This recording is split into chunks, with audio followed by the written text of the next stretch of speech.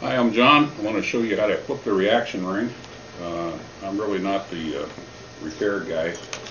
I'm the technical guy, but I'm more coordinated than the repair guy. So I'm showing you several different shanks here. We've got an HSK 65, straight shank, Cat 40, this is a Cat 50. And this operation will be performed exactly the same way on any of those shanks. That would also be performed the same way regardless of what head you have on here. What we need is a felt pen, set of Allen wrenches, and we've prepared these tools so that I don't have to take this out there and put it in the vise and break this loose. But we're going to take these 4 cap screws out of the clamp collar so we can remove the head assembly.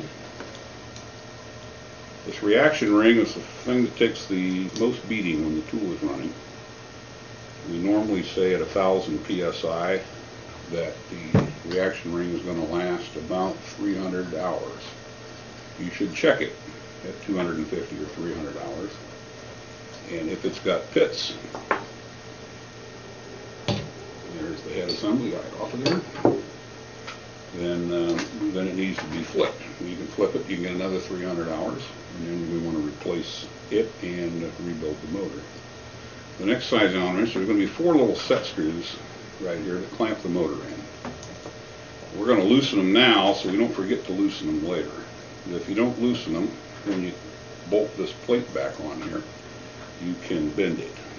So we want to take those, just back them off a little bit, back to our 5/32 Allen wrench, and we're going to take these screws out. You'll notice these screws are slightly longer than the screws that came out of the clamp collar. So you don't want to get them confused.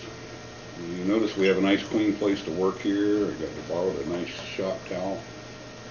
We don't want to get a bunch of dirt in here if we can avoid it. Now we're going to take this plate off the end. The plate's perfectly machined. And you'll see that there's a motor. That's the motor inside there. That should rotate freely. We're going to have a clamp ring and a thrust washer.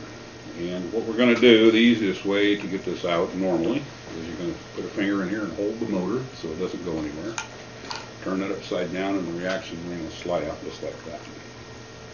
We get a hold of him, turn him right back up, and take him out. Now, I took him out in this direction, that was the top.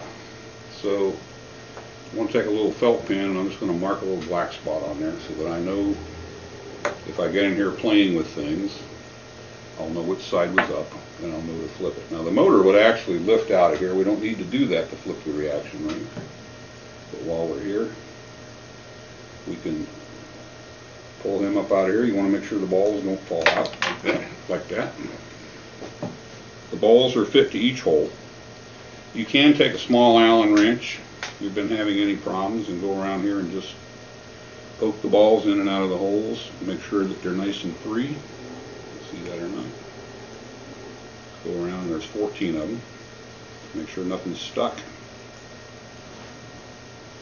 This one seems to be in good shape, and it should be because we made sure before we put it in this tool. Okay. And we'll put him back right there on the pencil. You can, well, I'll give you a peek in there. You can see the pencil bearing. You slide him back on there. And take our reaction ring.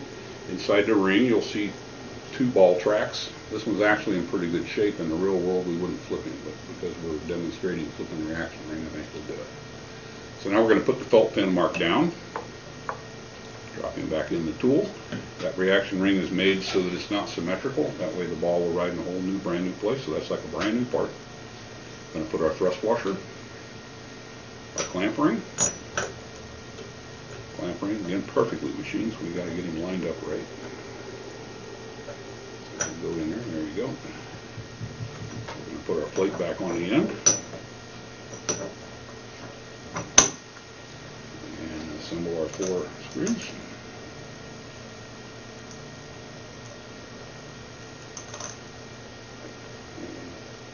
Correct Allen wrench.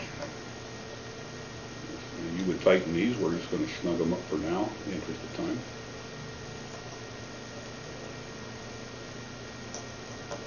After those are tight, we would come back and snug up the 4 set screws.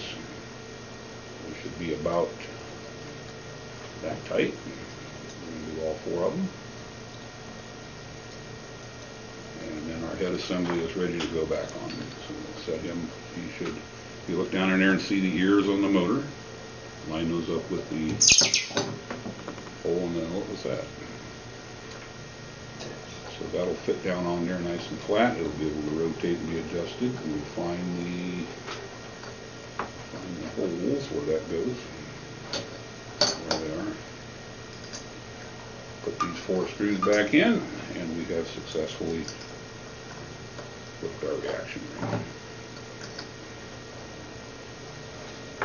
Any questions? Tighten these up.